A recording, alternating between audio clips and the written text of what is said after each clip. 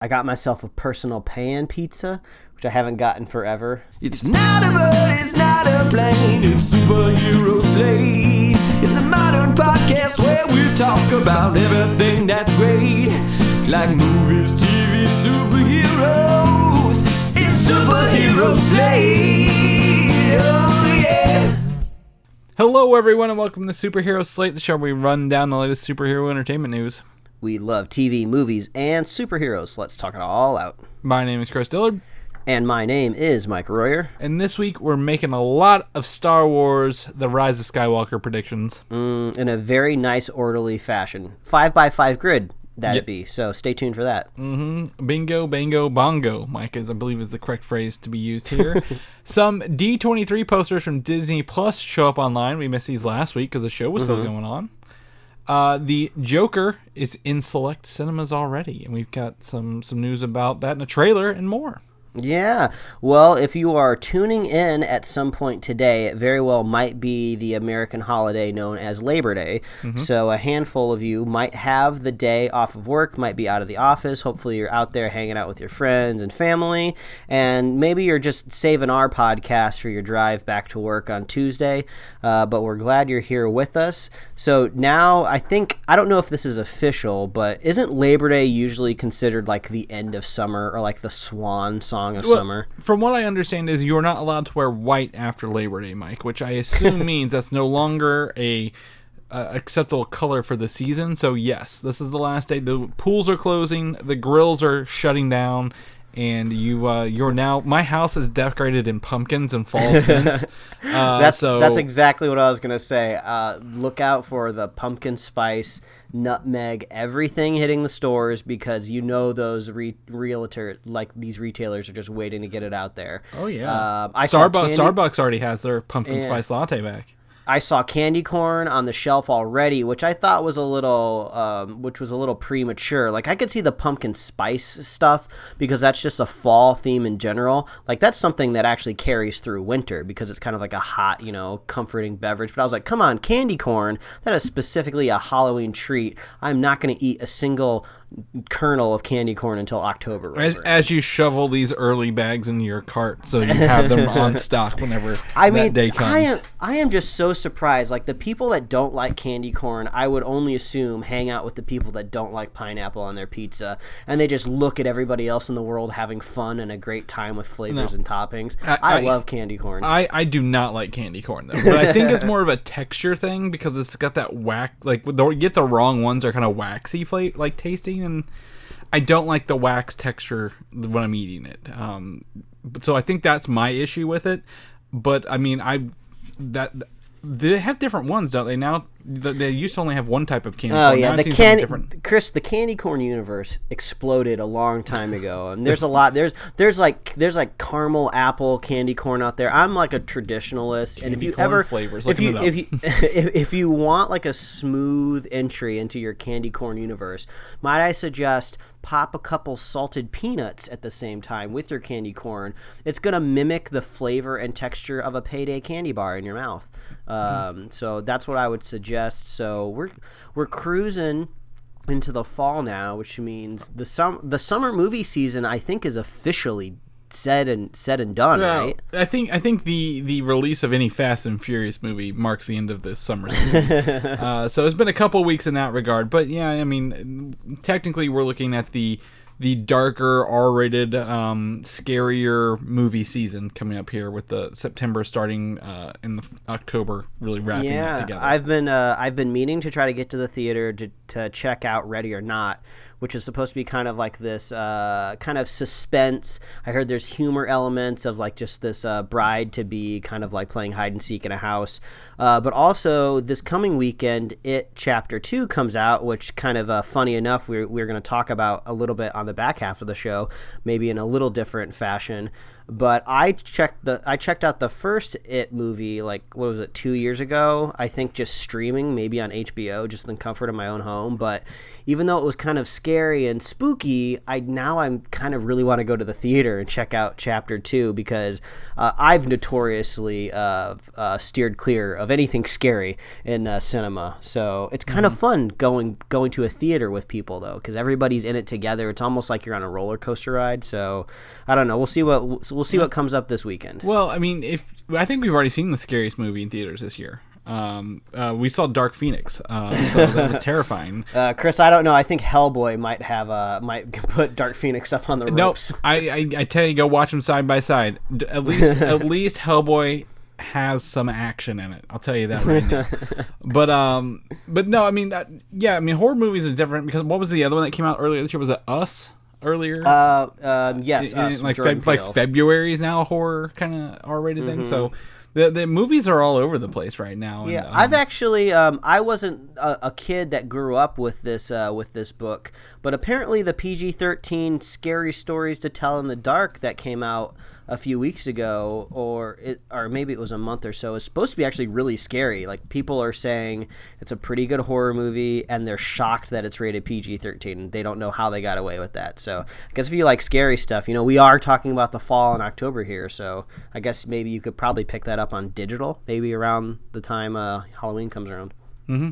Yeah, I mean, it could be. So you're going to have to let me know if you go see these scary movies, Mike, because I'm not. But, Chris, there is nothing scarier on this planet, though, than going to a car dealership and talking to a car salesman. That's right. So for those who may or may not know, I ended up buying a car this week, and I absolutely, I talked about my, the past couple weeks. That is, I can deal with anybody, I can do anything, but that is a horrible experience all around for anybody involved. So they're sharks. They're out for blood. They don't care about you.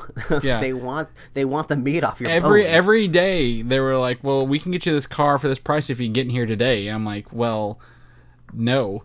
So stop trying to tell me to get in here today. I'll buy my car on my own terms and conditions, not yours. So I ended up getting a car. Again, nothing was wrong with my old one. Just had a lot of miles, and the gas mileage wasn't as good as I wanted. So now I'm getting about 53 miles per gallon. It's pretty awesome. Nice. Yeah, with the hybrid. It's got Apple CarPlay, which may not mean a lot to some people, but as I showed Mike and some other people, I embed images into every podcast we do for every chapter we talk about. Mm-hmm. So whenever we talk about Spider-Man, there's a Spider-Man photo relevant to what we're talking about. And CarPlay will actually pull those images up for me while I'm listening to the show. Oh my God. I thought this was so cool because there are so many podcasts that I listen to where even if it's not like a news podcast, it could be like maybe more of a scripted story. They'll be talking about like a visual component. Like maybe this person that was murdered on a riverbank had like a family photo in their possession. And then like, stay tuned after the show. If you go to our website, you can check out the picture of this photo we've been talking about for 45 minutes. I would love it if I was in a car that had CarPlay. I could just glance over at my center console and I could see that photo. That would add so much context to what I'm listening to. Yeah. So for those who may or may not know, we have those available for Superhero Slate. We've been doing that for maybe about 2 years now, I think. Chris has definitely future-proofed the podcast. Every new little feature that comes out, Chris is already on top of it. Oh, thank you.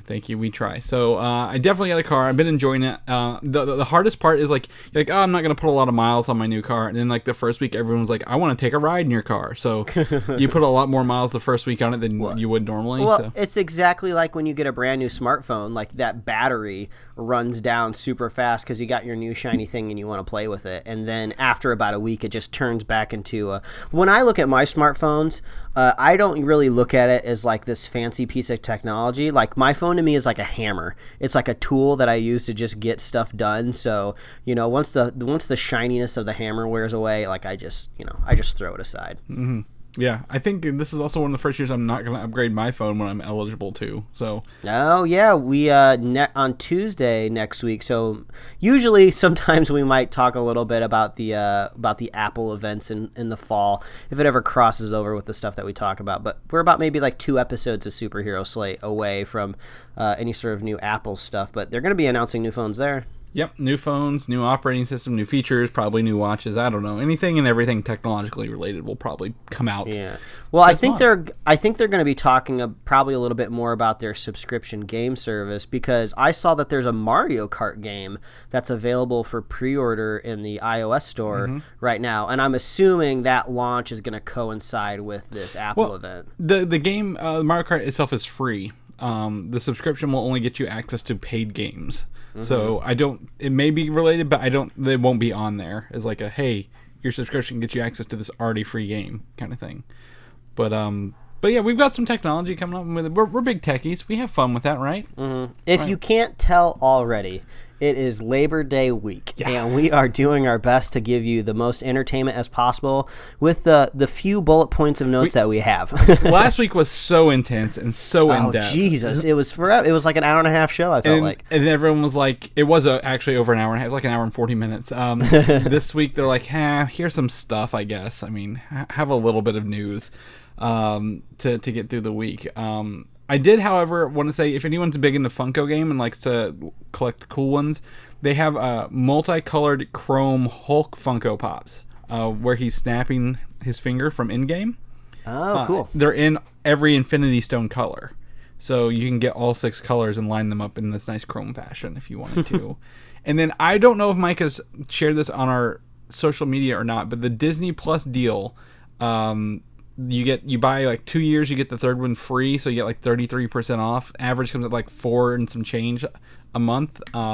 Is live through the end of today only. Yeah, I did, because I knew there wasn't going to be much time left once we started recording the show with this deal, so I tweeted it out through our account earlier in the week. Yeah, this was a pretty great deal, and actually it was kind of nice being able to pay for it all up front, because I'm a responsible adult that has a Google Drive spreadsheet with all of my expenditures, and on that spreadsheet, I have like, Hulu, HBO, Netflix on there, so it's kind of nice knowing that I don't have to add that Disney Plus fee on my spreadsheet for 3 more years, because I was just able to pay for it up front and got a really good deal. I think I did the math, and like what Disney Plus is going to be $7 a month, but if you pay for it up front, it ends up being, I think, $3.90 somewhere around there. So you have to go sign up for some stuff. D23 account, which can be free, but they're going to put all of the paid options in front of you first. So just scroll, to the appropriate part of the page until you see the free account button. And then it takes, I think it took me about like maybe 20 minutes before they gave me the option to buy the Disney Plus thing, but it takes a little bit for their server to kind of like ping back and forth to give you that option. So if you're listening to this now, hopefully there's enough time for you to go get it. But even if not, $7 a month is not too bad. Yeah, I mean, it's great. Again, we talked about the content is awesome. It's not the best out the gate, but I think this is one of those things you're going to see value over time. It's only going to grow. Well, Chris, I look at it this way. It does sound like I'm a Disney shill, but at the same time, this is where all of the Marvel stuff, or at least half of the Marvel stuff, is going to be the new stuff. So if you want to listen to our show and catch up with all the things that we're talking about every week, you're kind of going to have Disney Plus, right? To catch up with all these Disney shows and all the Star Wars stuff. So we're going to be talking about The Mandalorian towards the back half of the year. So and the majority, there are more Phase 4 TV shows in Marvel now than there are movies at this point, after the addition of the 3 last week. So I mean, you've got to be part of this. If you're not part of this, you're not part of the zeitgeist. And what point's that? Why even listen to it? That's going to be the next Marvel superhero they're going to introduce. They're just going to call him the Zeitgeist, and he just goes around telling people, hey, you don't want to miss this. You don't want to miss this. Yeah. And then he's just got like a tattoo over his forehead that says FOMO. Well, no, that's his sidekick. He's Zeitgeist, and his sidekick's FOMO. Oh, my gosh, that's great. Yeah, so we're really pitching this, man. God, what a 3-day weekend, guys. Look how energetic we are. Creative juices are flowing. I know, but Mike has taken his 3-day weekend and turned it into a content consumption weekend is what it looks like. Oh yeah, this was a big weekend for kind of for some nerd properties, if you will. So the Dark Crystal finally premiered on Netflix. I would say this was a pretty big deal, and I could tell because I wasn't even a Dark Crystal kid growing up. I think I saw the movie when I was a kid, but it's not something that we really watched in our household, so I don't even really remember much of it at all. So when I heard that this was coming out this weekend, I Googled, do I need to watch the movie before I watch Dark Crystal? And the premise was like, no, this is actually a prequel series, so you don't need to watch the movie at all. So I was like, oh, perfect. So I checked out the first episode, and a lot of lore building for sure, because I wasn't familiar with the series at all. So I appreciated it, but it does make the first episode go a little slow. But I am looking forward to watching the second episode to kind of jump into it and hit the ground running. So I would say maybe stick with it. Hopefully you'll enjoy episode 2. I'm hoping I enjoy it as well. But a lot of really cool puppet shit in there, man. Yeah. At first it's a little jarring because, like I said, I hadn't really seen the Dark Crystal movie. So it takes me a little bit to warm up to some of these characters, because even though these are puppets made with like 2019 technology, it's still Dark Crystal puppets. So it's just like the characters and the creatures only emote so much. It's like, there's a hand inside of them moving the mouth. But, I would say after about like 20-25 minutes, I was just like, okay, I can kind of look past the kind of roughness of what a puppet is, and now I'm just kind of seeing their characters. So a lot of really great ways of balancing the puppeteering with special effects. A lot of cool things, like there's like just cool imaginative ideas of like there's like a car in this world, but the car has like wheels that are like these rolling beetles. So these beetles are kind of like the horses that have to roll around. So just kind of neat stuff like that. So I'm looking forward to see what other interesting stuff is on there. Did you watch the Dark Crystal movie, Chris? No, when I was little, I saw it. However, I recently attempted to watch it, and I only got maybe a third of the way through before I was like, it's not for me right now. So, yeah, it's been a long time, but I'm definitely not the audience for this right now. I mean, going off the first episode, I wouldn't necessarily say it's for a kids only type of audience. It seems like it's maybe kind of one of those hybrid pieces of media where maybe kind of all ages will pull stuff out of it. Like there's some dramatic stuff that's happened, but like I don't expect to see any like blood or guts anywhere. So blood and guts. That was that Happy Time Murders movie, which I would wish on my own enemies. So. Yeah, and I think in the trailer, I saw some ejaculation somewhere around. I don't think we're not going to see any of that in here. There's some light puppet kissing. So, but it's sweet though. It's you want them. They both consented to it. But if you want to continue your Labor Day weekend with more lore building like we did, we just finished watching the first 2 episodes of Carnival Row, which was promoted heavily when we were at Comic-Con, wasn't it? Yes. Yeah, well, a little bit. Was it? The Boys was Amazon's biggest push, or is this Netflix? No, this was Amazon as well. I mean, they had like an Amazon experience that they teamed with The Boys and Carnival Row. Well, I guess it was a little bit more forward for me, because when we went to our Comic-Con taping of Conan O'Brien, Orlando Bloom and what's her face, I can't remember Cara Delevingne. Yeah, they were the guests, so it was a little bit more at the front of my lobe. But we checked out the first 2 episodes. Another show with lots of fantasy elements. A preamble at the top of the show to let you know kind of what's going on with these different factions of humans and creatures. It looks extremely expensive because you have a lot of makeup going on, because you have a lot of kind of like human-animal hybrid type of characters. It's like a Victorian type of setting mixed in with like maybe a little bit of steampunk. Like I wouldn't call this a steampunk show, but there's kind of like a high-rise monorail train thing going through the city, which kind of gives you that a little bit of future tech vibe, but not really. So more lore going on there. So it looks very expensive. It seems like something Amazon really wants you to watch. So I guess if you want to check it out, go take a look. And if you want something a little on the lighter side, a little bit funnier, I didn't know that this show was a thing because there's already 3 episodes out now, but over on HBO there's a show called The Righteous Gemstones, which is written and directed by Danny McBride. And it's just hilarious. We watched the first episode. It's about like this family that runs a evangelical like mega church, and it's just there is some hijinks and there is some hilarity that ensues in that first episode. John Goodman's like the matriarch. What is it called when the man is the head of the family? That's patriarch. Yeah, he's like the patriarch of the family. Danny McBride is the oldest son. Adam Devine, I think that's his name, from Workaholics. Mm-hmm. He is the youngest son, and then there's like a daughter that kind of gets like shunned and pushed to the corners. But there's some really funny stuff in there, so go check out The Righteous Gemstones.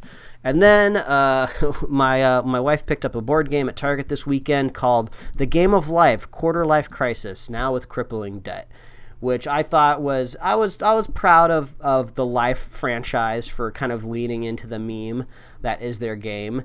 Because we have a few collections of the Life game in our house, and we have a very old one from the 80s where it's kind of very it's very of its time. So if you play the Game of Life now, it just seems funny, and it's just like, oh really, it's just that easy to buy a house and collect all of this money. So this version of the Game of Life, it doesn't even put you to a track to end where the Game of Life usually has you end up in a retirement home. It's like it's just a couple figure eights on the board, and the goal of the game is just to collect enough money to get out of debt.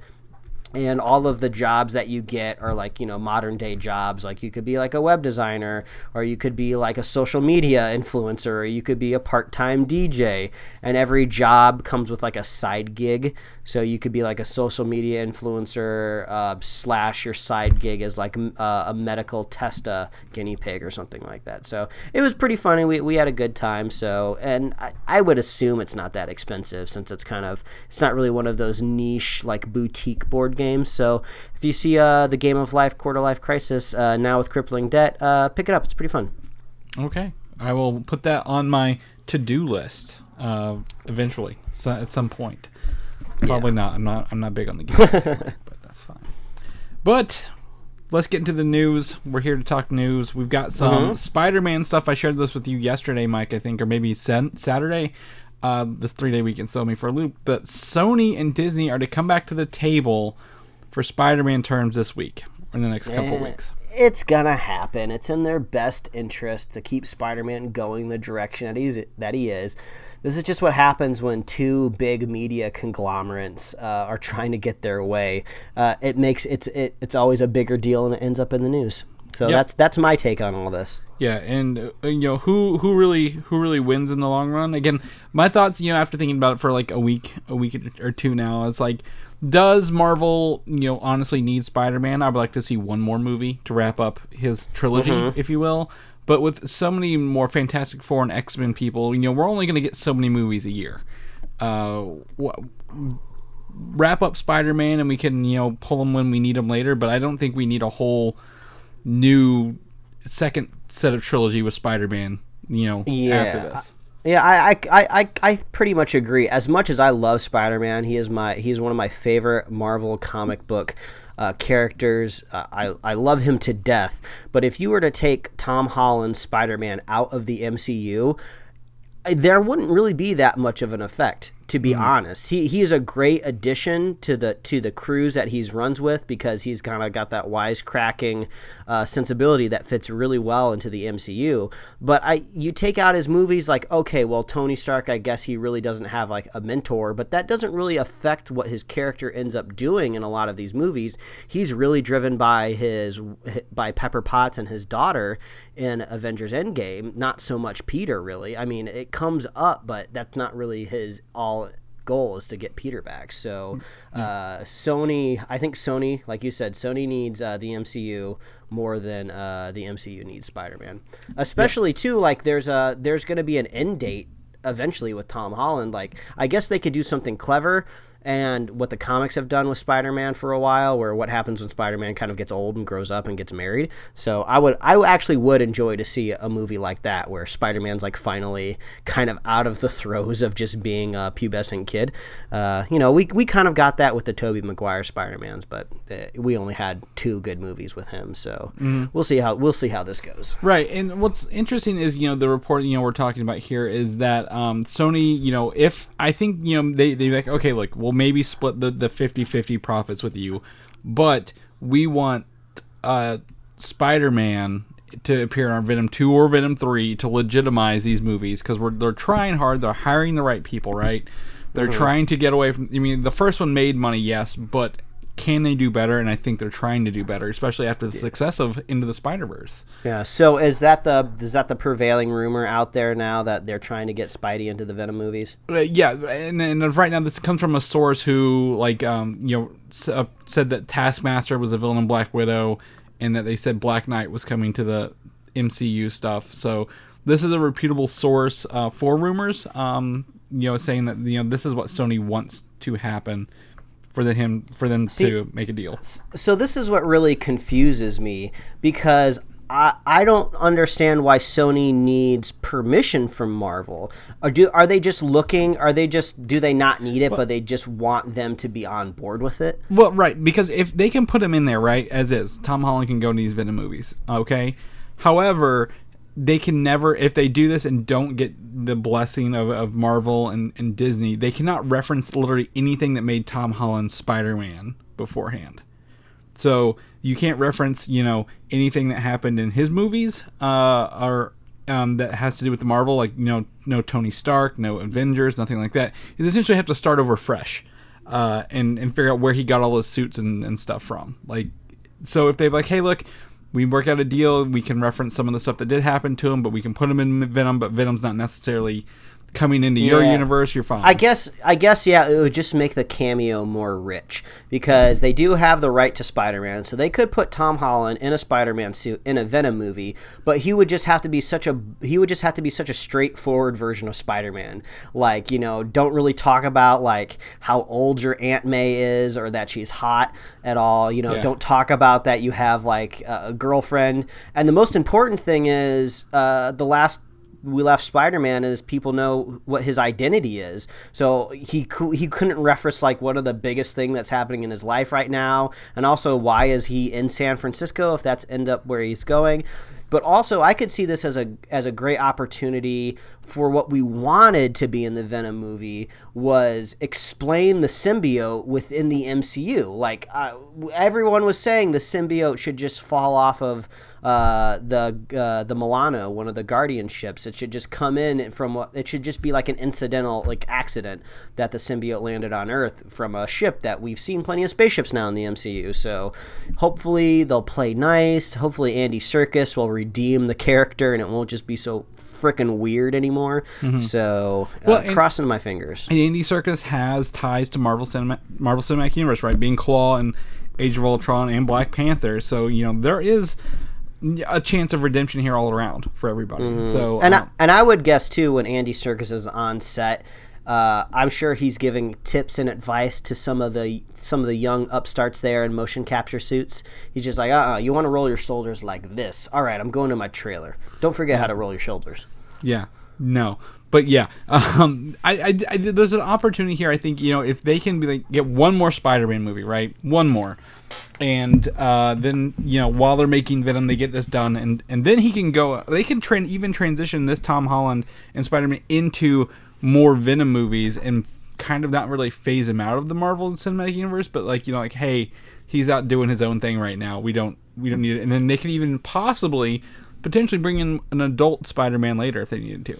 Well, I mean, this is all making my hopes and dreams for Norman Osborn being a really integral part to the MCU less and less likely. Because yes, they could broker some sort of deal, but how long would that deal last? It seems like what I want Norman Osborn to be is an overarching character that would last through, several movies. It's just like, imagine them trying to pull this off if like Thanos was actually a Sony property. Like, they never would have done it. They just would have been like, no, we're not going to have like Thanos, the linchpin of our whole 10 years of all of these movies, just reside in Sony's hands. So I don't think Norman Osborn is going to be as big as a deal as I hoped he was. That, or they couldn't broker a new deal that does, I guess, cover any of these situations going forward.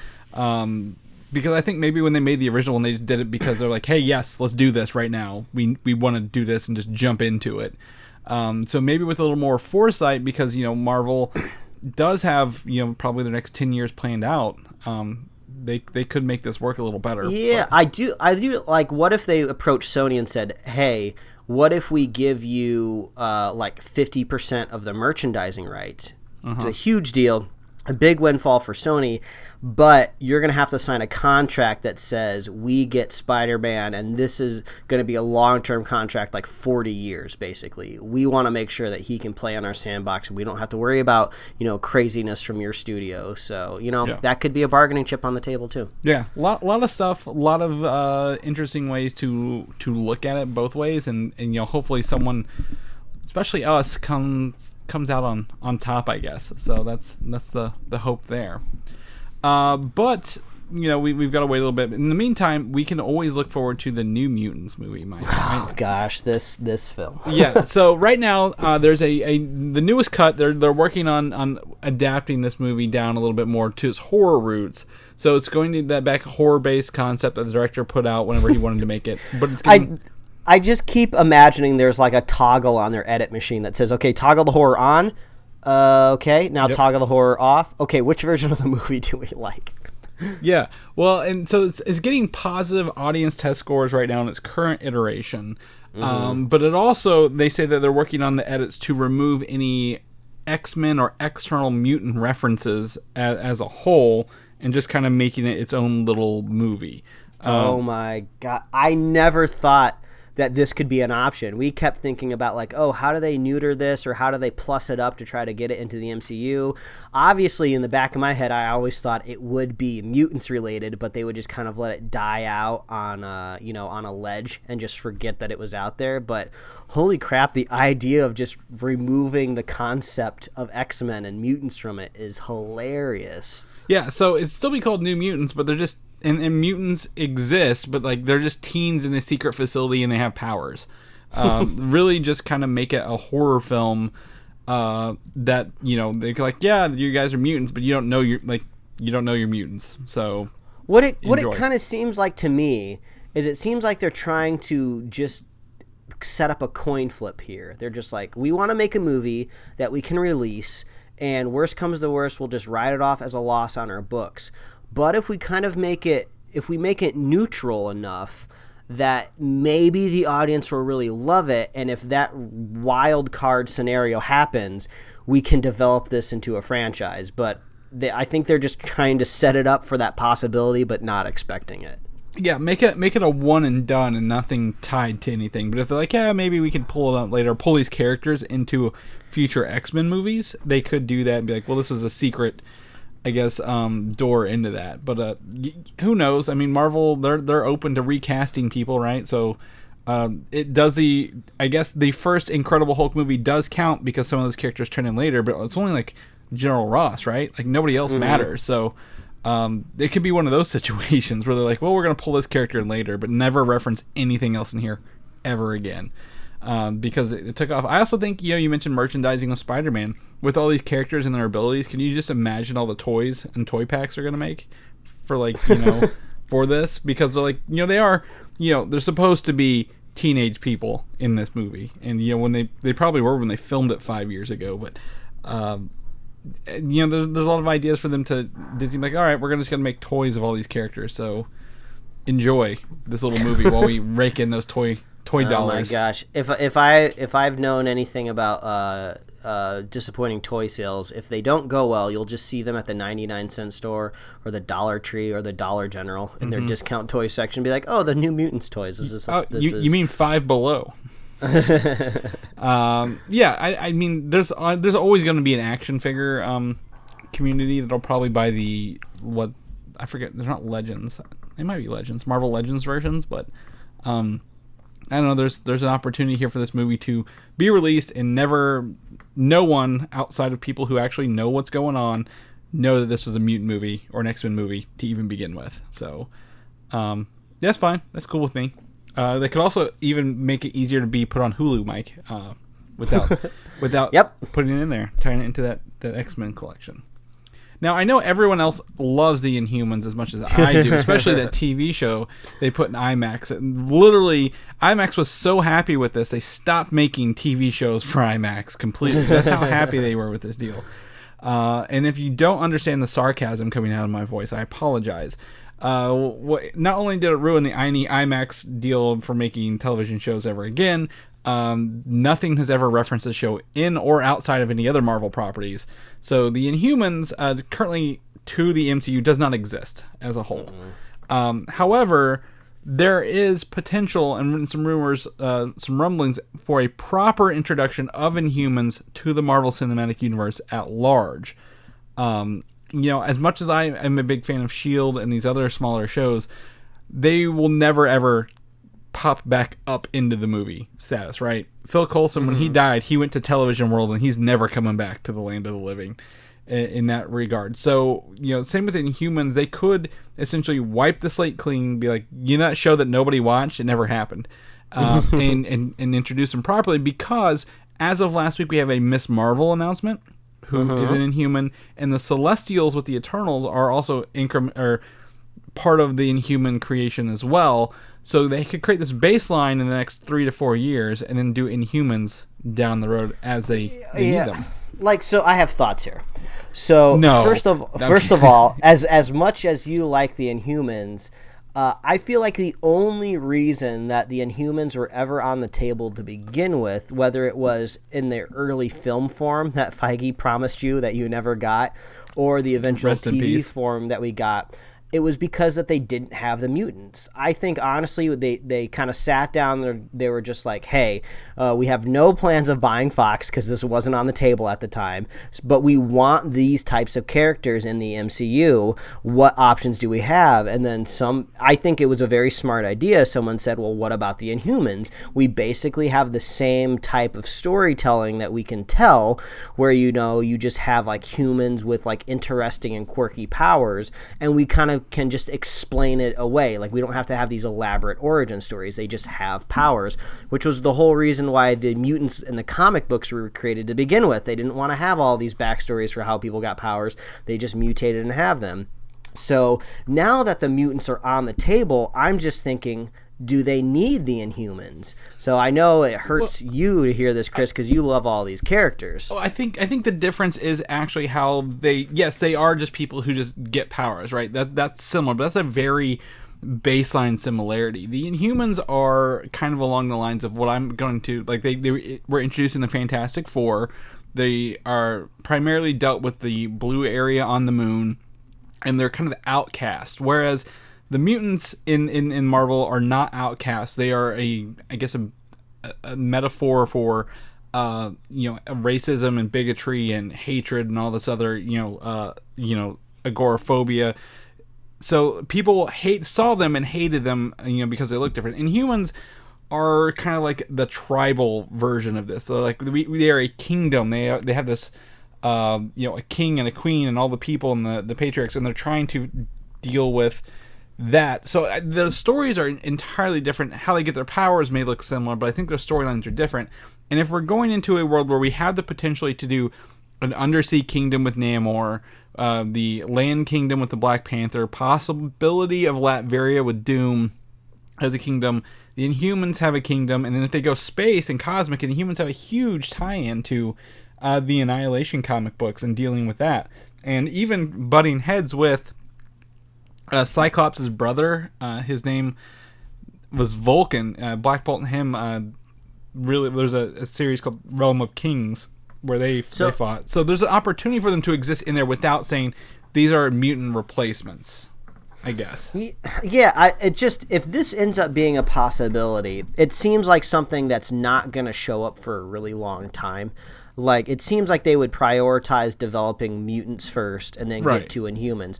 But I feel like they have a very important decision that they're going to have to make up front. Because, like you said, we are getting Ms. Marvel on the Disney streaming service sooner than anything else in Humans. So how are they going to explain that? Because I feel like the easiest and most streamlined way to do this, which may or may not be the right idea, but hear me out, is Inhumans are never going to be a thing. Let's just go ahead and say we are not going to introduce the Inhumans. We're going to table them because we don't want to have to worry about developing them. The easiest thing to do would just be make Miss Marvel a mutant. Like, that would be so easy, and then you just push her into the mutant storyline moving forward. That would ruin the whole premise of what she was based on and how she's been written in her books and why people, I think, enjoy her. And she could literally just be an Inhuman. There could be something about this Terrigen, and they don't have to touch it for years. But everywhere Miss Marvel goes, she's always been an Inhuman and not a mutant because they don't want to tie her into the X-Men, and she doesn't fit into that role there. Because she's fighting her own battles that are not related to the X-Men. There was one thing that you were pitching just a minute ago that did kind of make me interested in the idea of Inhumans, though, because you were saying the Inhumans are kind of like their own troop, their own kingdom, their own people. Then you have the Undersea people, Namor, who are their own. You got Black Panther, that's their own kingdom. Eventually, the mutants will like band together and they'll be their own group. I was just imagining a movie in like 10 years down the road where all of these like kingdoms like clash somewhere out there, like in a big open field. We'll get another one of those iconic running shots where all these groups are running out of each other. It's Battle of the Five Armies yet again. Lord of the Rings. So there could be something there to that. Like I said when we were watching Agents of S.H.I.E.L.D. years ago, introducing the concept of Inhumans is rough. It's not very easy. It's a very lore-based. It's heavy, and I think it's easier to get across on a comic book page. On the big screen, it's a little bit more complicated. So I trust Feige and the MCU to be able to do it. So I could say I'm at the very least curious to see the idea of the Inhumans returning to the big screen. Yeah, and that's what I mean. I think it boils down to mutants are born with their powers, and then Inhumans are exposed to a crystal which says you have powers or not. And if they ever want to follow up the legacy of Thanos has a son whose name is Thane, who is an Inhuman as well. And he looks like a normal person. He has the ability to heal people rather than with one arm and deal death with the other, which is like the duality of Thanos to begin with. So if they ever want to deal with the legacy of Thanos in the long run, they could definitely use him in the Inhuman realm as well. Well, as a great sage once said, maybe they're born with it, maybe it's Maybelline. It's probably Maybelline, yeah. Mm-hmm. Was that Evolution, where the shampoo and conditioner saved everybody by killing the aliens? I think so. That's a good movie. Go check that out if you haven't seen it yet. Yeah. But don't watch the one about the volcanoes and stuff that Mike always talks about. No, you absolutely have to. Disney Plus, again, we talked about this at the top of the show. D23 is offering a discount. You can get the free account through today only, the 9/2, to buy 2 years, get one free. And the deal's awesome. But I just wanted to put it in our notes here because there's a good chance that unless you listen to this podcast the minute it drops, you may have missed it. Yeah. So. I just, while doing the show, I shared it on Facebook, Mike, just again, because I want people to know it's today only. I used my Disney credit card to get it, so I get them Disney points, you know. Disney does not own my life or anything at all. You're double dipping over there. Yeah, pretty much. But that also kicks off the next set of topics are D23 related. We talked a little bit last week about the Black Widow footage. We don't have the footage, but we got a poster showing off a lot of the people here involved, including, we see Taskmaster, Scarlett Johansson as Black Widow. On the left of it is Yelena Belova and some other Black Widows. On the right, we get to see David Harbour with his big bushy beard and what appears to be like a red Captain America helmet going on there. He's Red Guardian, so he's essentially Captain America if he was Russian. Yeah, and I would assume he is a retired or an aged out of the Russian program, because we all saw David Harbour in the last season of Stranger Things. He is rocking the thick dad bod, which I don't think is anywhere comparable to where Chris Evans has been in the costume. So I'm curious to see what that character is going to look like and how that's gonna play. Yeah. So that'll be fun. Exactly. He's probably, again, like I said, probably was created by the look of it in the Cold War era. That's where he was operated mostly, and then started facilitating maybe the training and the production of the Black Widow classes. So the poster looks pretty cool.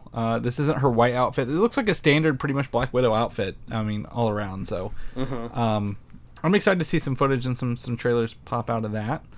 Last week we also talked heavily about the Eternals and how we think the Celestials look pretty cool, and they released a poster there as well. It's a very teaser poster with a huge, ginormous Celestial looking dude over the Earth and the Moon, and I cannot tell, but is he like materializing, or is this like a blood splatter behind his head on the Celestial head? I think that's just the galaxy behind them. It's hard to tell. Everything in space looks like it could be blood splatter, I guess. The reflection on this photo is not very well either. Yeah, man, I'm so curious how they're going to handle these big giant beasts that just go so beyond the scale and scope of just normal human everyday problems, which is what we love about superheroes in general. The friendly neighborhood Spider-Man, or just even like Captain America, who at the very most, even outside of Avengers Endgame, is just trying to save his friend Bucky.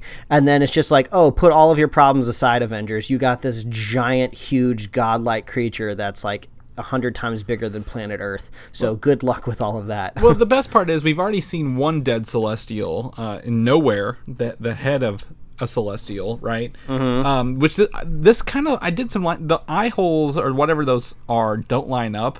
But I love the techie look to it, like the techno-organic look of the Celestials here. So maybe this is the head of that Celestial of Nowhere. And then also Kurt Russell was a Celestial, and he got killed too. So they at least showed, hey, you can kill Celestials by introducing one dead one and then one really quickly dead one. So yeah, you just got to turn into Pac-Man. That's all you got to do. Yeah, the Pac-Man scene, of course. And then he's just going around banging all the creatures across the universe. That's all Celestials want to do, dude. Mm-hmm. And then lastly, we have a poster for WandaVision showing off that 1950s lifestyle looks like here. I look at this, I'm like, oh, this is like a Leave It to Beaver kind of set going on here with a human Paul Bettany version and a very housewifey Scarlet Witch. But if you look at their shadows in the back, you see the original Vision with the yellow gem in his head, and the Scarlet Witch comic book version with her little horns. Mm-hmm. And also the TV is glowing red. Yeah. So I'm curious how much of this is just like an homage to maybe some of the themes that they might be doing, or is this like a direct visual that we might be getting in the show? I have the most questions about WandaVision than any of the other shows that have been announced, because I just have no idea where it's going. Like, we know Scarlet Witch is a character that's going to continue on in the proper timeline of the show, because she's going to be in the next Doctor Strange movie. But theoretically, this show could be a prequel. Maybe it could take place in that weird time when they were trying to get to know each other. There's a chance maybe it takes place after where Vision died, and maybe Wanda's like grieving and going crazy. Who knows? I don't know. I really think, the more I look at the font of the logo is also like that 1950s car style that they would have on the back of those big wide cars too. Oh, kind of like the Art Deco feel, yeah. Yeah, so everything about this feels like 50s, and I think, honestly, she's going to accidentally be grieving and open up a portal or like some sort of, like, accidental timeline that she creates to do this. So, but, I mean, they're selling it, though. They're going all out on this one. I'll tell you that right now. One thing that I am nervous about, I don't know if I've ever brought up this pet peeve on the show, but one thing that I hate that movies and TV shows do is I hate the fantasy dream sequences of any kind of piece of media, and it just ends up being like an allegory for what the character is going through. Because the whole time I'm watching it, I'm just thinking to myself, can we just end this spiritual fantasy journey so we can get back to the movie or get back to the TV show? Like, I don't want to see them go through all of this character development during their coma or during their dream. Like, this is all pointless to me, and I know what I'm watching is all fake, so, and it has no consequences. It's not like, you know, this giant toaster is going to turn into some sort of like metal beast and eat this person and the character's off the show. So that's always been a pet peeve of mine. It's a very specific reference. I was just this is Chris, this is how my brain works. I'm a creative soul. Well, I don't think this will take place in between movies, because they were always hiding, you know, when they were together. And, you know, honestly, you know, I think seeing the power of Wanda in game, and, well, honestly, Infinity War, shows that she could have beaten Thanos hands down by herself. Yeah. So I think we're going to see a lot more of her powers open up, and then that will allow them to tie into, like, she accidentally creates these dimensions or opens up these multiverses and then lets some bad people in, resulting in the Doctor Strange movie. Or maybe she sells something to a devil of a different universe, or accesses the wrong universe's power, because that's how magic works in this universe, apparently. So I don't think this is a prequel. I think this is going to show post-in-game stuff, and we're going to be treated to some really creepy things. So knock on wood for that. So that wraps up our Marvel D23. Now, the biggest thing we talked about last week was the Star Wars D23 stuff, right? We had a lot of that. An Obi-Wan Kenobi thing. We had a Mandalorian, that Cassian Andor show that nobody wants to watch. And then most importantly, the Rise of Skywalker got a D23 special look there, and they released it on Monday, as I said last week on the show, for us to watch. And good Lord, this is very epic feeling in scope. It's like kind of a trailer, but it also isn't. I would say it's almost more like a teaser commercial spot that got bolted onto some look back stuff. So I think, like you said, you were breaking down the pie chart of this special look. Like, the majority of it is, what did you say, previous movies? Yeah, so this, like I was telling Mike, this debuts, it goes 4, 5, 6, 1, 2, 3, 7, 8, 9 in terms of how it presents the episodes, but 45 seconds of it is 4, 5, 6, 10 seconds of it is 1, 2, 3, and then the rest of it was the new stuff. So yeah, it's like it knows what people want to see in Star Wars by cutting out as much of the I guess where the vitriol is as possible, because it only showed some cool stuff from 1, 2, and 3. It didn't hardly show anything except maybe 2 scenes from 8, and it was mostly like the ships flying across the water in the desert. So I would say I would say like the big bullet points from this trailer, the takeaways, is we get to see a look at Darth Vader's helmet that was melted. We saw on Endor, so that is making a return again. We see a shot of Rey where it looks like there's some lightsaber glow over her face, and it's kind of going back and forth between blue and red, kind of hinting maybe where her origin of her character is going. We see her fighting Rey.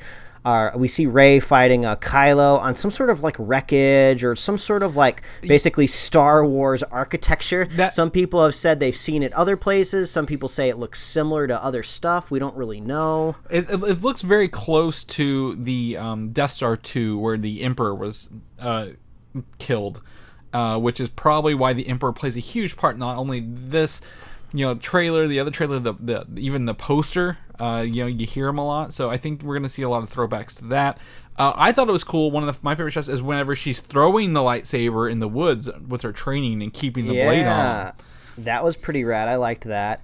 A lot of people seem to really gravitate towards C-3PO with red eyes. That's been like the second biggest Star Wars meme, I feel like, of the week. I don't really know why people are focusing on that much. Like, to me, I just see a robot that can just maybe change the color of its eyes, or it could literally just be the angle that the camera's at. Like, it could just be reflections. I'm not really taking much away from the C-3PO Sith.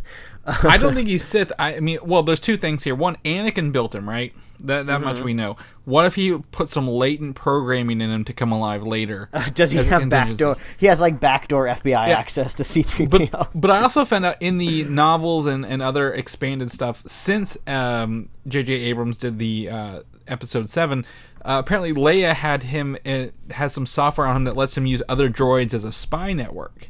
But I could also see this being C-3PO has been uploaded with a new conscious of other robot that's taking these people somewhere, and that's why his eyes glow red. I don't know. Yeah. There's a lot of options here, but I don't think he himself is an evil person. Mm-hmm. Yeah, but obviously the biggest takeaway, the biggest Star Wars meme of the last week is the Sith Rey with her awesome, badass, in my opinion, switchblade lightsaber. Because I say it on the show every time. Star Wars is at its very core a lightsaber movie. So I was pretty stoked to see that lightsaber, Chris. How do you feel about it? Well, I mean, so you get a dark Sith-looking Rey, right, who looks almost sickly, and then I'm like, how's that got? Is she holding 2 lightsabers up, and then she just whips it out, and you're like, oh my gosh, look at that double-bladed lightsaber. So I don't know. I mean, there's a billion and one theories, about what's going on here. Is it a vision like Luke did in, Empire or whatever it was, or is it a clone? Who knows what's going on here, Mike? Yeah, or maybe she's just deep undercover. I've seen a lot of cop shows where the cop goes undercover with the gangs. Maybe that's what it is. Who knows? Who's she going undercover for? Isn't Kylo the only Sith left? Yeah, I don't know. I feel like this is the last movie in the franchise, so I feel like she's not turning. This seems almost more like if they wanted to make the audience think she was bad, they would put it in the second movie, and then they would finally give us the reveal, or they would give us the resolution of the plan in the third movie. Yeah, so I don't really know what's going on here. I'm not thinking. You're telling me they're trying to sell more lightsaber toys by making a dark evil version of Rey in this trailer. So actually, we were talking about this before we started recording the show. We were thinking, what made them pick the clips that they did from the previous movies for this special D23 look, and we kind of thought it was a mixture between just what are some cool stuff from the movies that people remember, and maybe what's some stuff that might lead us to conclude what will happen in this final movie. Maybe they just showed us Darth Maul with his double-bladed lightsaber to reinforce the idea that double-bladed lightsabers exist. So when we saw Rey holding that one, we weren't just freaking out, going oh, what's happening here? Mm-hmm. It could be, but that's of the things from episode 1. You'll always remember pod racing and a double-bladed lightsaber, Mike. Yeah. What I do have to say is, I mean, the Sith might be the bad guys of this universe, but they are the only people innovating on the form of the lightsaber. we have the double-bladed one from Darth Maul. We have the hilt edition from Kylo. And now it looks like we're getting the double-bladed. I mean, the Jedis are just sleeping on this innovation. They're not going to sell anything at Shark Tank the way they're going. So, we changed color. Ooh. But Chris, it sounds like we are making a lot of predictions here. We've never done that before. I don't know where you ever thought we'd make some predictions here. However, I think what you're getting at here is you had a great idea this week where I don't know what you were doing, what mindset you were in, but Mike suggested we make a bingo card full of our predictions. 20. Yes. I think 24. You say 25 because I think the free space is going to be the Star Wars crawl. But so this is basically the plan. This is our way for the Superhero Slate crew, me and you. We are the crew, Chris, to put down 25 predictions for this movie, and then we're going to randomly lay these out onto a bingo card, and we're going to go ahead and share these out on our socials so we can have our predictions set in stone. So when this movie comes out in December, we can use the bingo cards that we have created, and basically we're putting our credibility here on the line for the bingo cards. But what we're hoping to do is get at least one bingo out of these ideas. So on the show live right now, we're just kind of going to spitball here, and we're going to think of 25 ideas of things that we think are going to happen in this movie. Now, we could really go for the easiest route, and we could just predict all of the easiest stuff we can, but that's not how you get street cred out there on the internet, on social media. So we're going to make sure we throw out some wild card ideas, because who knows? knows? Sometimes JJ likes to get a little crazy. Maybe we'll get some Nutter Butters ideas. So I wasn't expecting a rolling droid on a basketball. So we're gonna throw some random ideas out there, some safe ideas, just so we don't get nothing. I don't want a card that has no crosses off on it. Then we never be able to show our faces again on Twitter.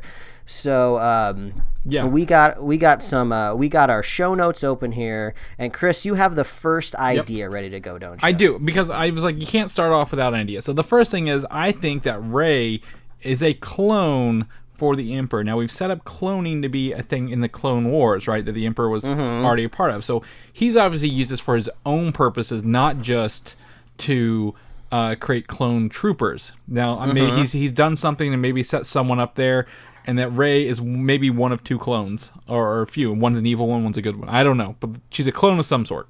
Is my first throw out here, Mike. What? All right. What's yours? I'm gonna type these in as we go. All right, great. So I would have loved to make the prediction of a new wacky lightsaber, and this is one of the reasons why we're doing the bingo card right now in September, is because I'm worried that new trailers are going to start coming out, and it's going to just be easier and easier to make these bingo cards. So we're starting early. So I'm going to go ahead and say I'm going to guess that there's going to be some sort of reference to a lightsaber crystal, or how they're built. So I'll just go ahead and set in stone and say the lightsaber crystal. They're just going to specifically talk about that because in the last movie we saw a whole lightsaber explode. So I feel like maybe somebody in this universe is going to want to talk about how they're built. So I'm throwing out lightsaber crystals. All right, I'm going to go with number 3. My second one's going to be a safe choice. I'm going to say 3 Force Ghosts in this movie. Ooh, Force Ghosts. All right, so you're being strong with that number. Okay. Yep. I mean, I could easily go with 1, right? That's an easy one. But I think we're going to see 3 different Force Ghosts in this movie. Okay, you're smart not determining who the Force Ghosts are going to be, because that would be a little bit harder to do. Well, I mean, what if one's a Sith Ghost at this point? I don't know. But anyway, that's what I'm going to go with there. All right. I think we're going to get some sort of new walking type of Imperial, or maybe even the light side robot. So we have like we have the AT-ATs, we have the one with the 4 legs, so some sort of giant walking robot. It could be a variation of what we've seen, but it will clearly be something new and different that walks. Okay. I think they'll go back to Tatooine. They're going to revisit Tatooine. Okay. Even though the same planet they've said is Pisana in this trailer so far, I think we're gonna everything has started on Tatooine, right? In episode 1, episode 4, even 7 never went to Tatooine, but I think we're gonna go back to Tatooine and see something that happened there. Okay, so I'll give us an easy one, something I think is definitely going to happen. I think Billy D. Williams is going to reference something he did directly in one of the previous movies that he's been in. He is going to he's gonna I don't know if he's gonna say Cloud City, or if he's gonna reference something that he did with Han, or something he did to Han in the movies. Maybe he just brings up, I really wish I didn't freeze him in carbonite. That was a real dick move. So I think he'll definitely talk about his lineage of what he did before. Speaking of Red Eye C-3PO, I think C-3PO will not make it out of this movie alive. Oh, I was just about to predict that maybe R2 wouldn't make it out, but I'll go ahead and I'll agree with C-3PO there. Yeah, that's good. Okay, what's yours? Okay, so we see Kylo kind of weld his helmet back together, kind of giving the middle finger to Rian Johnson there. I feel like the helmet's not going to make it out alive. I don't know if the helmet's going to get crushed. I don't know if it's going to get melted, but I feel like that patchwork ain't going to hold up. So we're going to see some sort of symbolism there with that helmet getting destroyed yet again. I mean, that's a great call. Now these are starting to get a little harder, Mike. What can we pull out of this movie that we don't know already? I think you got me on the ropes here. Do you have another one while I think of this? Because I had something to do with the red Sith troopers being disappointing.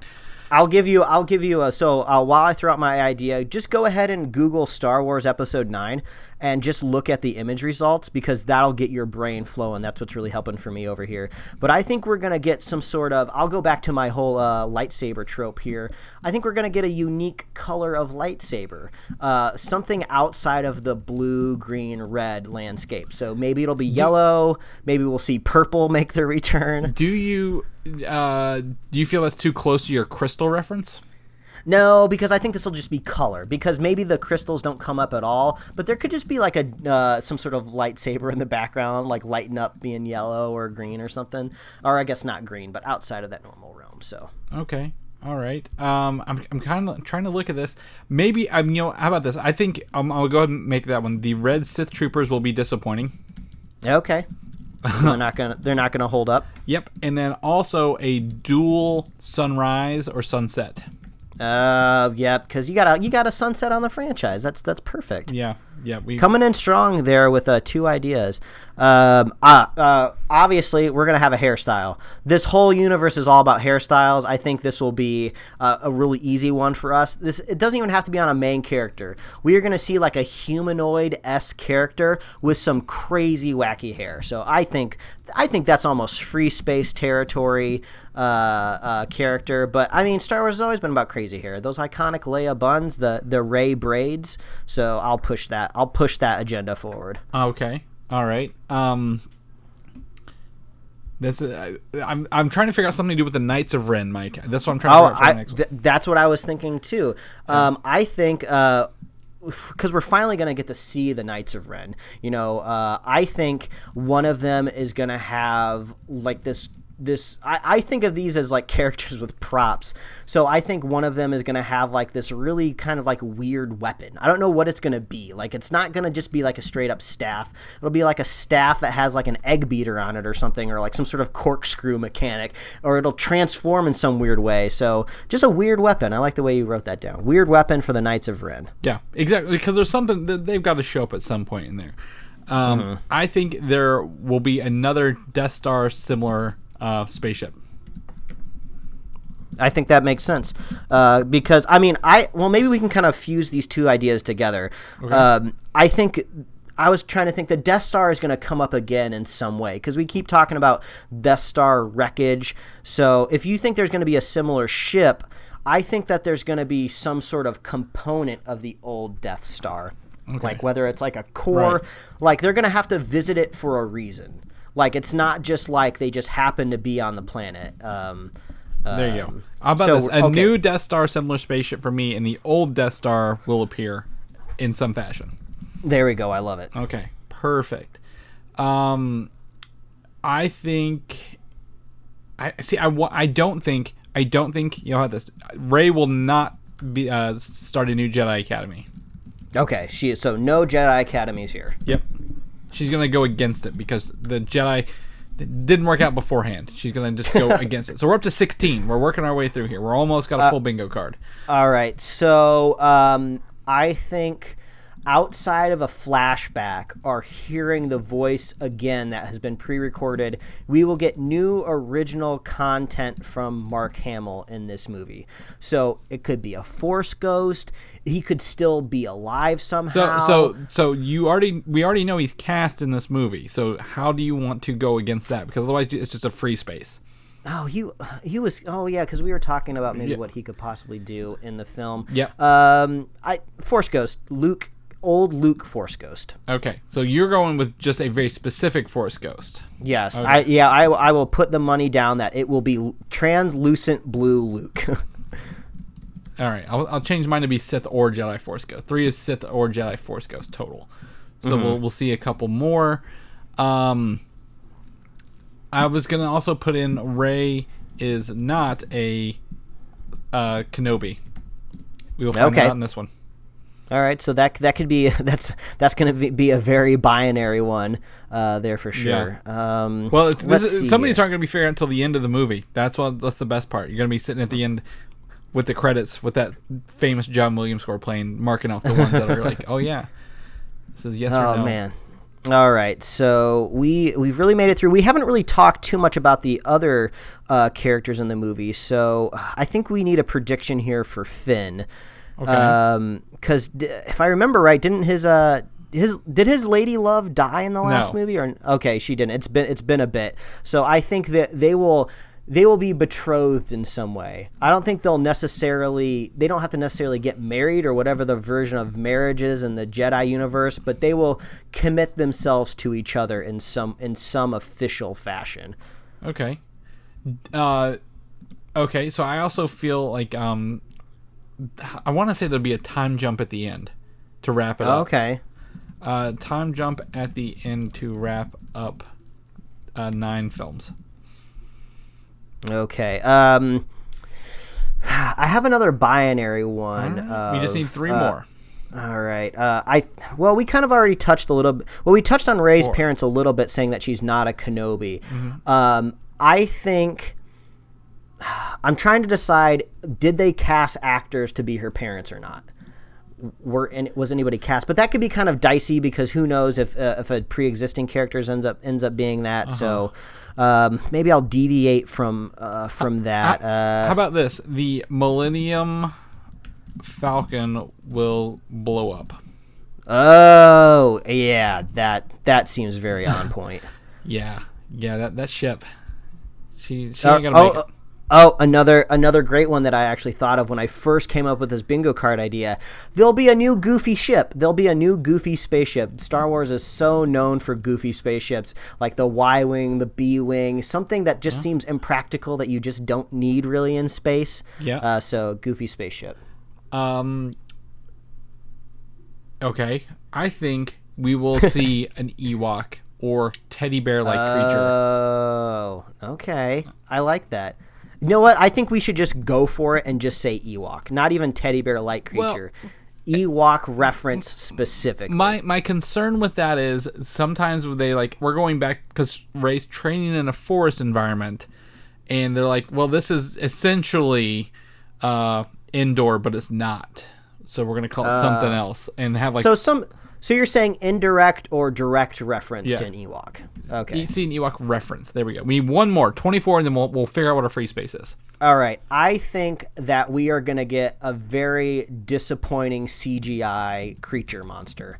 Like, it seems like all of these new movies have just something that's just grossly CGI. It just doesn't really fit with the aesthetic, but they got to put it in there anyway so the little kids don't get bored. Okay. All right, so that's good. What's our free space? Again, we've talked about what's a given for every Star Wars movie. Is someone going to say, I've got a bad feeling about this? Is that our free space? I've got a bad feeling. I feel like that's a little too direct. Okay, this is what it's going to be. C-3PO will get the sass from R2-D2. R2-D2, just put sassy R2-D2. That will be in this movie for sure. There's no way he can't be not sassy. So that is the free space. I hope he's in there because he was not in 7 until the very end. Well, I think he had a sassy moment. Well, we know he's going to be in this one. So do we? I've not seen footage. Well, this is our free space, Chris, so he better be in there. All right. So here we go. We got an awesome list here. What we're going to end up doing is we're going to put R2-D2 in the middle, and then we're going to find a way to randomize all of the other squares on the card. We're going to throw that up on social media so it's set in stone. We can't take any of it back. And anybody else out there, feel free to make your own bingo card. Try to be competitive. Try to be fun. So I've got a website that will create bingo cards from our predictions. So if you want to play with us with our predictions, if you feel where you've got this on point, would love to be like, look, these are great. I'm going to get a bingo out of here. You can play with our cards. And that way makes it that much fun. And I think, again, we've talked about this beforehand. There's going to be some prizes involved if you play because it's the end of the year. It's Star Wars. What do we got to lose, right? We don't have any other Marvel movies. The only other superhero movie we have to look forward to, Mike, is actually Joker, our next topic, unless you have something else you want to say about Star Wars. Well, I was just going to say get to these bingo cards sooner rather than later because eventually we are going to get a full-fledged trailer that's going to get a lot more information out there into the world.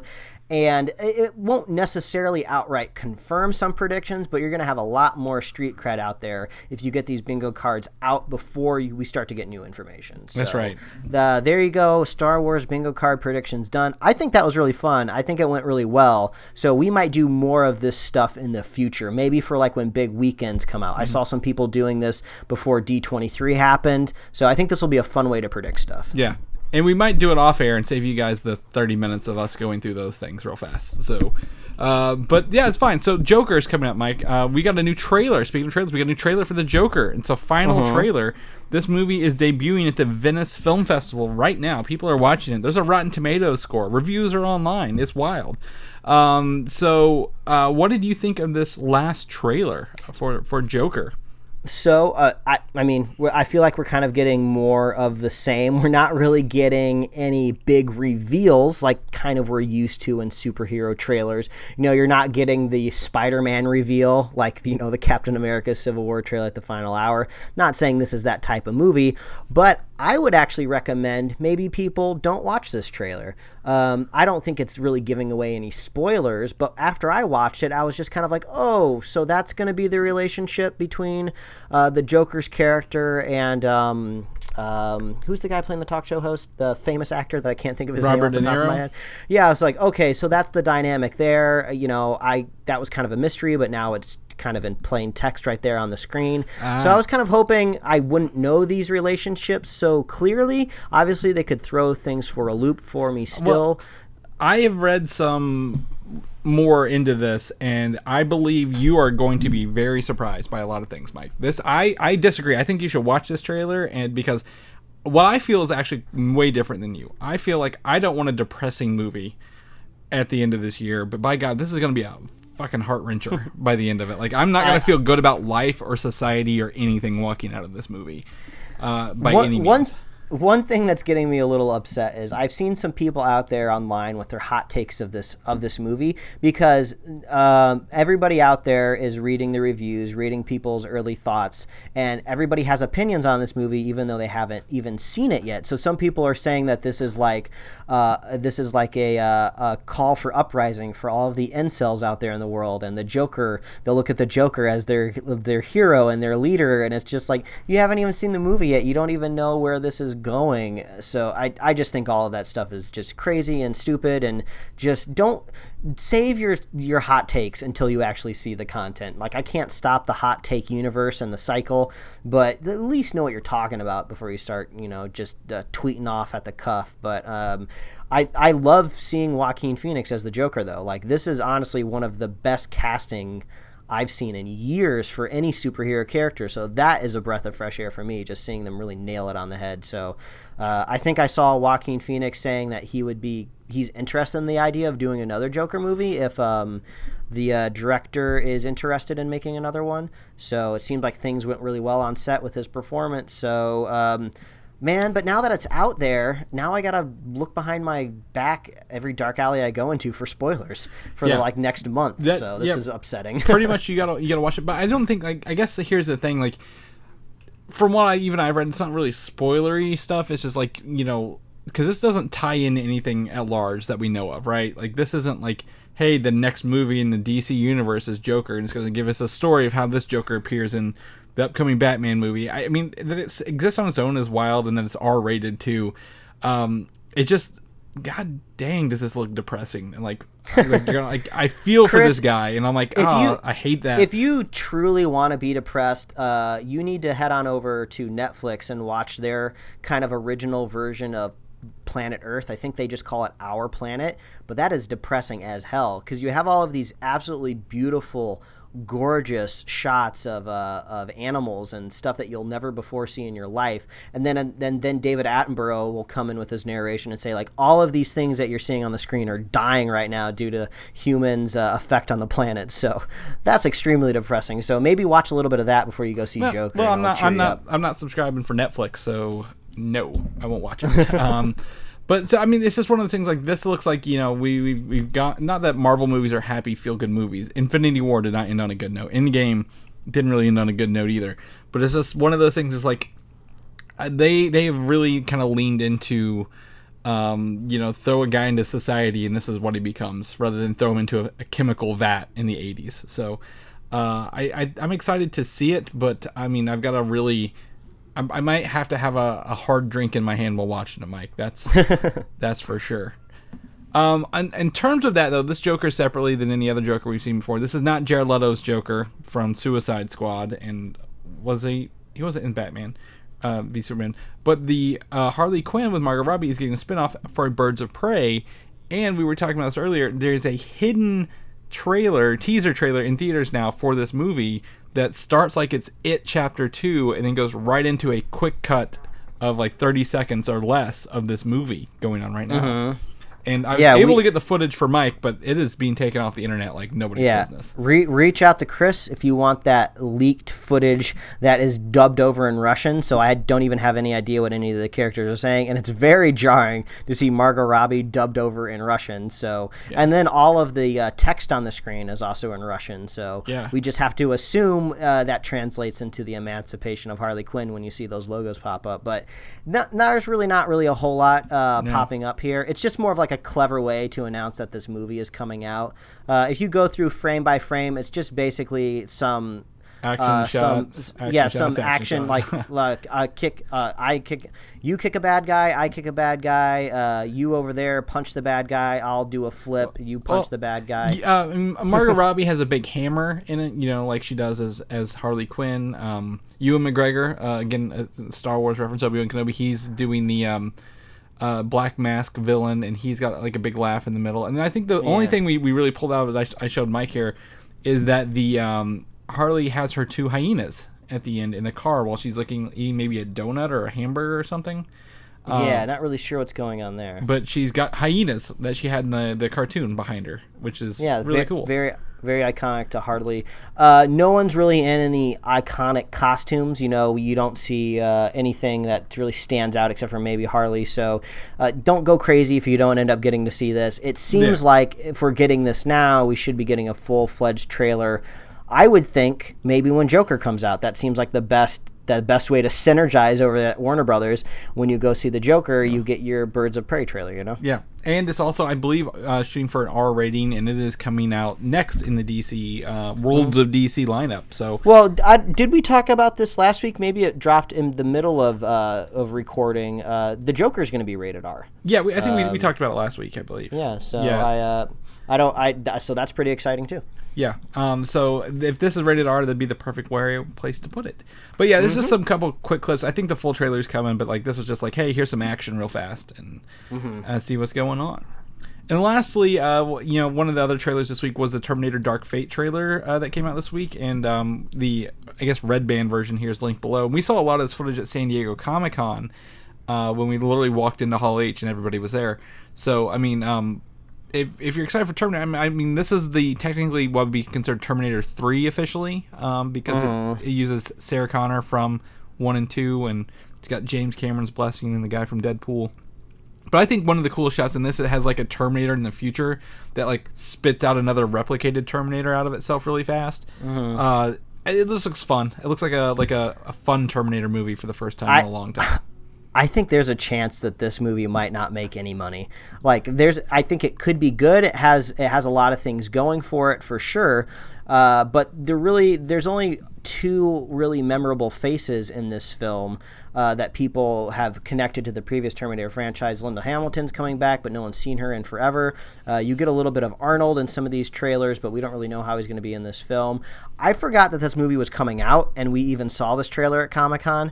And I didn't even know when it was coming out. I thought it wasn't maybe till next year, but I think it comes out in November, at the beginning of November, and it's not even on my radar. So I think that this might have a disappointing box office, even if it ends up being a great movie. So I'm not hoping that it's a bad movie. I'm not wishing for its demise, but I have a feeling it's just not going to do the numbers that they hope it does. So the future of the Terminator still might be in turmoil after this, but we'll wait and see. That's just my somber prediction. To me, if Genesis couldn't kill it, what will at this point?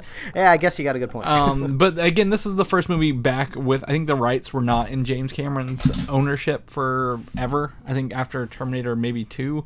So 3, Salvation and Genesis weren't under him, but now they're back, so he can actually, if this is true to the, again, never underestimate James Cameron at the box office. We've talked about that, right? And while this is not his movie, Tim Miller made Deadpool 1 what it was with his action and stuff, because this has got some highway car chases and crashes, and that's what he really excels at. He's going to be typecast as the highway guy. Yeah, the highway guy. So, there's an opportunity here, and it's got the guy who played Ghost Rider in Agents of S.H.I.E.L.D. as the Terminator. I think he looks cool. The idea of like there's a metal body Terminator with a liquid shell over it looks really interesting. And again, Arnold coming back, and she's like, she wants to kill him, and all the other ones he's like, oh, I've always been a friendly Arnold. So I think there's going to be something here. I don't think it'll, November's kind of a quiet month in terms of the box office from what I can tell. So it may do well against having no competition until Star Wars lands, because that's going to hit pretty hard, I feel. So, well, actually, Frozen might be in November too. So Frozen, yeah, I don't know if these are the same audiences. I don't know. Is Terminator technically? I guess with this trailer, it would be rated R, wouldn't it? So that's another rated R film to wrap up the year here. So the rise of those. But yeah, I just had that. We saw the footage, and I just wanted to share with everybody if they want to see what it kind of looked like. So. But anyway, Mike, that's our show. We have gone on long enough. If people want to know what you're up to, where can they find you at this week? Well, they can check me out at Mike Royer Design on Instagram and Twitter, and you can read my webcomics at pickledcomics.com. Chris, if people want to catch up with you, see what you're doing, see what new animal is living under your home, where can they find you? There's no animal under there. It's just gravel for once. There was no hole. It was just pure gravel.